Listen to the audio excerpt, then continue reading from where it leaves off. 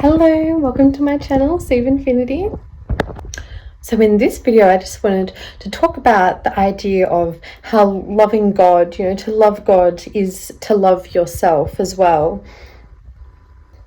And I feel like so often it's easy to kind of forget that integral part, especially, when people kind of delve into these sort of aspects of oneness and all that beautiful, wonderful stuff in the way of, loving other people and everyone as another, fractal of God as we all are. But often, kind of really misses the sort of importance and value of also loving yourself in that way too, as a fractal of God. And it kind of goes both ways too, right? To love God is to love yourself, and to love yourself is to love God. Kind of like thinking of the whole, universe or what have you, or the whole idea of source energy, being everything, source God consciousness, thinking of God from that sort of, really zoomed out perspective way, kind of thinking if, God was his giant body, then, we might be like a, on the actual scale, probably something, extremely minuscule for how large, God is. But just for the sake of this, metaphor or what have you, let's just say, it'd be like a toe or a finger or something, on God. And so to, love God except for that one finger or that one toe would, be, that'd be a bit silly and, discriminatory, and, just not love in its true essence of, unconditional love in that aspect, right? You'd love the whole entirety of, of God and of that body, from head to toe, from every little aspect and, corner. And so, you can't go around loving God or loving the universe or loving people around you and then not loving yourself as well. You've really got to include yourself in that recipe of love. Knowing all that magic and beauty of the universe exists within you too, as they say with that whole saying as well, not just a drop in the ocean, but the ocean in a drop. So all that, beauty and light and wonder of the universe is also, within you and what you are as well. And, you are like a fractal of, source energy, or a fractal of God consciousness, however you want to, look at it, that's, manifested into this human form. So, the spectacular nature of that, how you are, part of God in that way, and it's not necessarily, as they say, just a drop in the ocean sort of thing. It's not like you're just a slice of the cake. You're the whole cake in a slice, So you are, all that beauty and magnificence manifested into this, human form and experience. And so, you deserve all the love and honor in that aspect of that sort of divine nature and, divinity of who and what you are. And so, not being afraid or ashamed to love yourself in all those, magical and wonderful ways, just as much as you would love anything or anyone else. Because yes, we all are one in that aspect. So, we should all be loved in that way. And we're all, unique sort of representations of that one sort of, source energy, God consciousness, into different, different forms. And so, just the beauty and the magic of that all. And so sometimes, on those sort of journeys, it can be easy to, resonate in that sort of oneness way, to love outside of yourself, seeing things as another aspect of the one, of the us, if you will, like, a flower is another manifestation of that's, one source God energy, or another manifestation of you, of us. Another human being is, another sort of manifestation of that one source, energy, God consciousness, another version of you, of us, And And so, as easy as it can be, looking through those glasses to, love others and other, beautiful, magical creations outside of ourselves, to also make sure that we're loving ourselves in that way, as we are, another, unique, beautiful, wonderful, divine creation of that one, source energy, God consciousness, a version of you, of us. And so, taking the time to really love your own self in that way for all the beautiful magnificence that you are.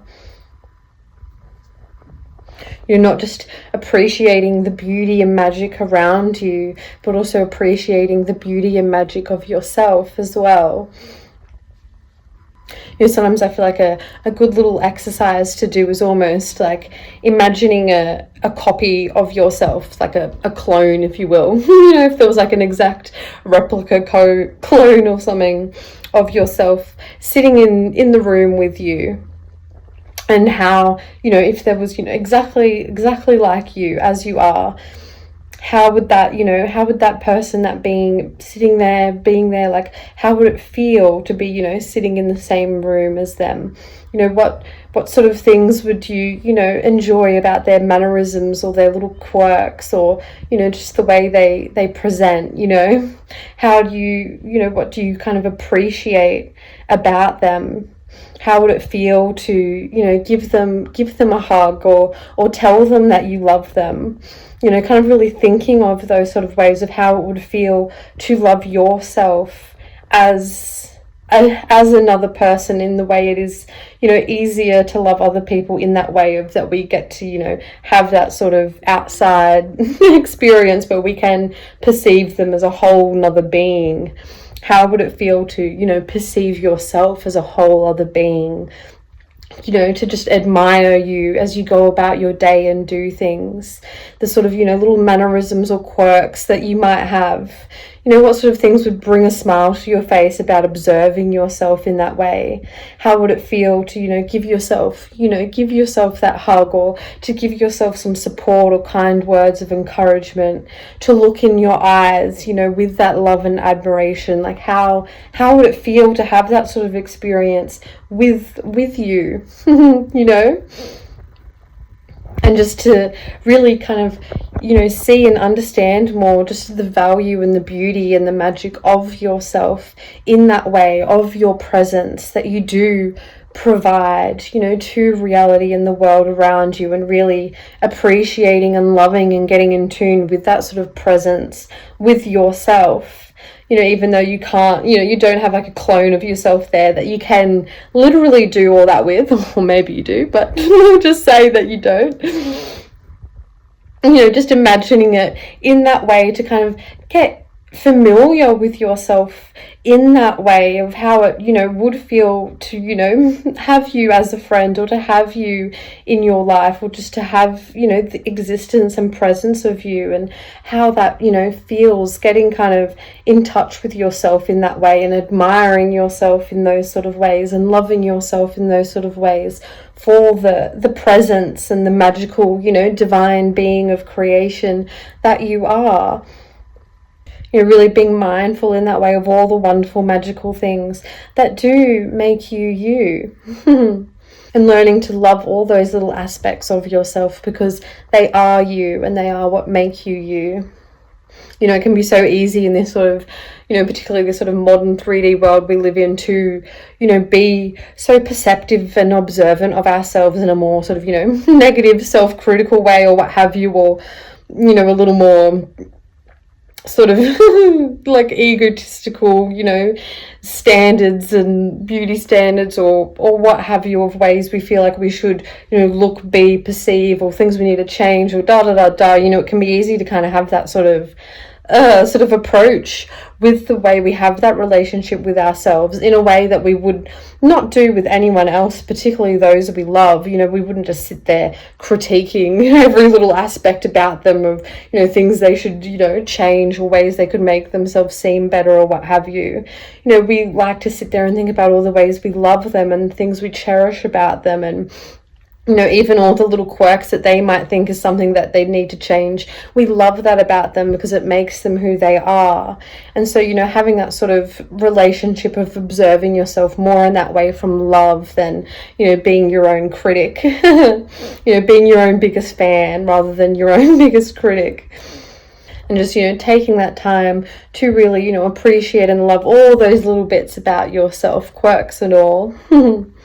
Because you know, you deserve to feel loved in that way, and so we shouldn't be making ourselves feel, you know, terrible about ourselves, because, you know, we don't want to experience feeling terrible, so why would we do that to ourselves? You know, it just seems a bit null and void and a bit silly. Instead, we should be loving ourselves, not only because we deserve it and, you know, we're divine, beautiful, magnificent creations, you know, of God, but also because, you know, it's nice to feel that way. It's nice to feel loved and to feel happy in that way. And so we should be giving that to ourselves, and not, you know, putting all our energy and, you know, the power of our, you know, thoughts and all those sort of things towards ourselves in a negative way that's harming ourselves. You know, why would we want to harm ourselves? You know, and for some reason that's just been so normalized. But instead we should be, you know, loving ourselves and doing things that make ourselves feel good, because it's nice to feel good.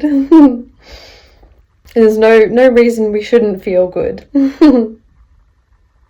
All right, well, I'll leave this one here for now, but sending you so much peace, love, light, and blessings as always. Bye.